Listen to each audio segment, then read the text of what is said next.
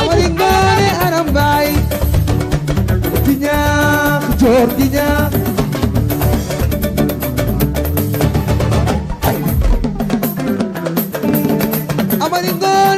Toujours dans votre journal People de la semaine à la présentation Seydina Tange Tandian mu Serigne Saliou sur le canal 33 Leral TV ou 96.1 Leral FM dañuy demaat toujours ci Yewwi Askan Wi muy coalition bi nga xamante ni juddu woon na balaa élection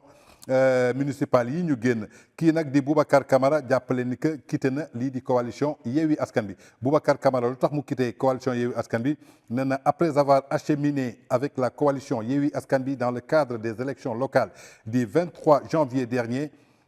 le parti de la construction solidarité PCS Diengu Tabax a pris la décision de quitter la coalition Yewwi Askan Wi. Réunis pour faire le bilan des élections locales de ce dimanche 27 février 2022, le bureau politique a constaté que la satisfaction de ces résultats au vu des conditions difficiles de sa participation. Cependant, Boubacar Camara et des alliés ont noté une volonté qu'il était manifeste. C'est en réalité, selon le bureau politique, celle de priver le parti d'élus.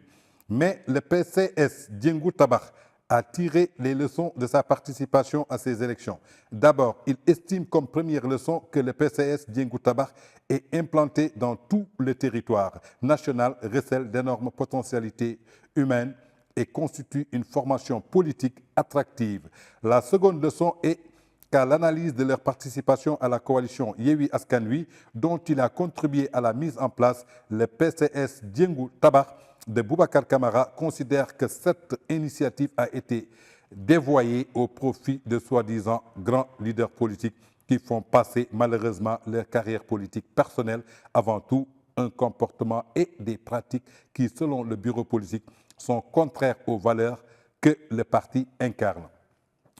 Nous félicitons chaleureusement nos militants et sympathisants, particulièrement les élus, en particulier les femmes, et les exhortons à préserver dans leurs attachements au parti et à se mobiliser pour traduire en force politique incontournable leur engagement. Le PCS Diengu Tabax de Boubacar Camara réitère son ancrage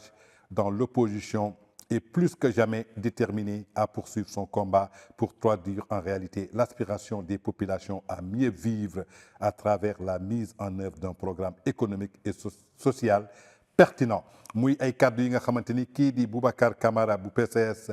yëkkati na ko muy Diengu Tabax ginnaaw moom bu mu bokkee ci membre yi nga xamante ni ñoo facilité woon pour ñu teg coalition bi nga xamante ni moom la ñu dippee woon Yewwi Askan Wi te ay leader politique yu mag bokk ci nee na dafa dem ba ci biir mais tiré na ay analyse ginnaaw bi ñu génnee ci élection yi gis na ni que moom partem présent na ci territoire bi yëpp mais dafa am yenn ñoo xamante ni ci ay leaders yu nekk ci biir coalition bi ñoom lu ñu privilégié seen position politique personnelle seen bopp moo leen njëkk a jiite ñor balaa askan bi di leen ñor ginnaaw nag ba mu gisee loolu loo xamante ni contre ay valeurs la yoo xamante ni moom la partem doon doxee moo tax mu préféré quitter coalition bi di Yewwi Askan Wi mais mi ngi réitéré